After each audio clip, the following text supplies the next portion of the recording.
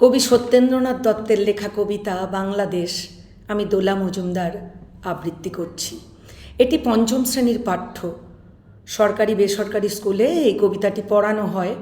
এই কবিতায় কবি বাংলাদেশের সৌন্দর্য, সবুজ প্রকৃতি, পশু পাখি, বাংলার বাউল সঙ্গীত এবং চণ্ডীদাস রামপ্রসাদের কণ্ঠ সমস্ত কিছুকে তুলে ধরেছেন এই কবিতার মধ্যে দিয়ে। এবং বাংলাদেশের গৌরব আমাদের বুককে কিভাবে গর্বিত করে এবং আমাদের পিতৃ পিতামহের চরণধুলিও এই বাংলাদেশে রয়েছে, সেই জন্য এই বাংলাদেশ আমাদের কাছে খুব প্রিয়। তাই কবির কবিতাটি আমি এখন আবৃত্তি করছি এবং যেটা তোমাদের অবশ্যই ভালো লাগবে। এবং তোমরা এই কবিতাটা শুনে যদি তোমরা তৈরি করে ফেলো, মুখস্থ করে ফেলো, তাহলে তোমাদের পরীক্ষার প্রশ্ন উত্তর তৈরি করতে সহজ হবে। আবৃত্তি করছি কবিতাটি।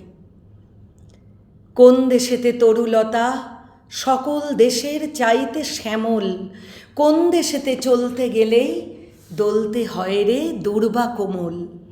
কোথায় ফলে সোনার ফসল, সোনার কমল ফোটে রে, সে আমাদের বাংলাদেশ, আমাদেরই বাংলা রে। কোথায় ডাকে দোয়েল শ্যামা, ফিঙে গাছে গাছে নাচে, কোথায় জলে মরাল চলে, মরালি তার পাছে পাছে। বাবুই কোথা বাসা বনে, চাতক বাড়ি যাচে রে, সে আমাদের বাংলাদেশ, আমাদেরই বাংলা রে।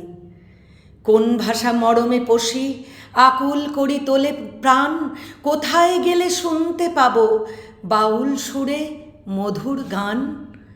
চণ্ডীদাসের রামপ্রসাদের কণ্ঠ কোথায় বাজে রে, সে আমাদের বাংলাদেশ, আমাদেরই বাংলা রে। কোন দেশের গৌরবের কথায় বেড়ে ওঠে মোদের বুক, মোদের পিতৃ পিতামহের চরণধুলি কোথায় রে, সে আমাদের বাংলাদেশ, আমাদেরই বাংলা রে। নমস্কার।